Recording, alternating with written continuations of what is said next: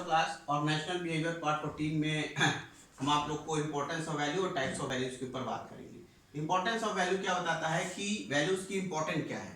जैसे सबसे पहली बात लिखा है right help in understanding attitude and motivation. Attitude और मोटिवेशन को समझने के लिए कोई आदमी किस चीज से मोटिवेट होगा, उसका क्या एटीट्यूड होगा, उसको समझने के लिए बहुत ज्यादा यूजफुल है। Personal value system influence the perception of individual. जो पर्सनल वैल्यू सिस्टम होता है किसी का, वो किसी का पर्सन का परसेप्शन को जो है इन्फ्लुएंस करेगा। Value system also influence the way in which the organisation work and think. Value system किसी भी ऑर्गेनाइजेशन का ये बता सकती है कि किस हिसाब से ऑर्गेनाइजेशन थिंक करेगा और काम करेगा। जैसे हमने आपको पहले बताया था, फिर से बता दे रहे हैं, टाटा का सिस्टम अलग है। टाटा सैलरी कम देता है, सुविधाएं ज्यादा देता है, एम्प्लॉयज के बारे में ध्यान रखता है, जल्दी लोगों को निकालेगा नहीं। रिलायंस उल्टा है, रिलायंस सुविधाएं ज्यादा देता है, पैसा ज्यादा देता है, लेकिन निकालने के लिए फटाफट 24 घंटे की नोटिस में दे देगा।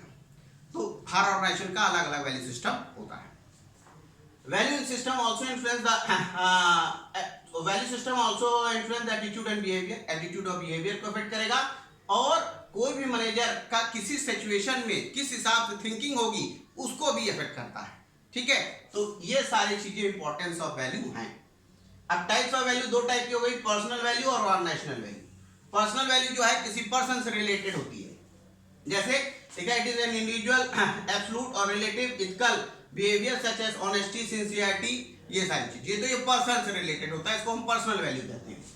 पर्सनल वैल्यू के फिर दो टाइप है, टर्मिनल और इंस्ट्रूमेंटल। टर्मिनल मतलब ये लिखा हुआ है कि क्या आप करना चाहते हैं, ठीक है, और उसको अचीव कैसे करेंगे।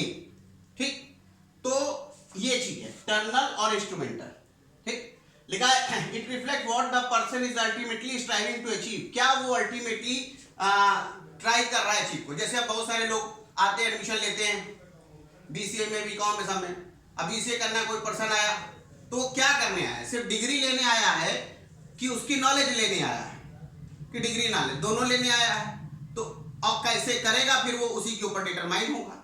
ठीक है, it reflect how the person gets there, कैसे वो वहां पहुंचेगा। ठीक है, अब टर्नर वैल्यू जैसे एंड्स लिखा है और इंस्ट्रूमेंटल वैल्यू मींस है। जैसे कंफर्टेबल लाइफ, हमने इसमें कुछ एग्जांपल दिए हैं। जैसे कंफर्टेबल लाइफ चाहिए, ये आपके एंड है, तो आपके पास एम्बिशन होना चाहिए कि हमें ये काम करना है। जिसमें एम्बिशन नहीं है वो कुछ करना ही पाएगा। हैप्पीनेस, सेटिस्फैक्शन इन लाइफ चाहिए तो उसके लिए करेक्ट चाहिए, रिस्क लेने की एबिलिटी चाहिए, नहीं होगी तो फिर बड़ा मुश्किल है। पीस और हार्मोनी इन द वर्ल्ड, सोचे पूरे वर्ल्ड में शांति हो, उसके लिए क्या चाहिए, ऑनेस्टी चाहिए। देखिए चाइना ने आज क्या कर रखा है, ऑनेस्टी को फॉलो उसने नहीं किया। और प्रॉस्पेरिटी और वेल्थ चाहिए तो उसके लिए हेल्पफुलनेस चाहिए। मतलब आप चाहते हैं कि हम बड़े समृद्ध बने, पैसा कौड़ी सब कुछ धन धान से पूर्ण हो, तो उसके लिए आप दूसरे की भी हेल्प करिएगा तो लोग आपकी भी हेल्प करेंगे। ठीक है, ओके, थैंक यू। इस वीडियो में मैंने इतना कवर किया, नेक्स्ट वीडियो में मैं ऑर्गेनाइजेशनल वैल्यू की ऊपर बात करूंगा।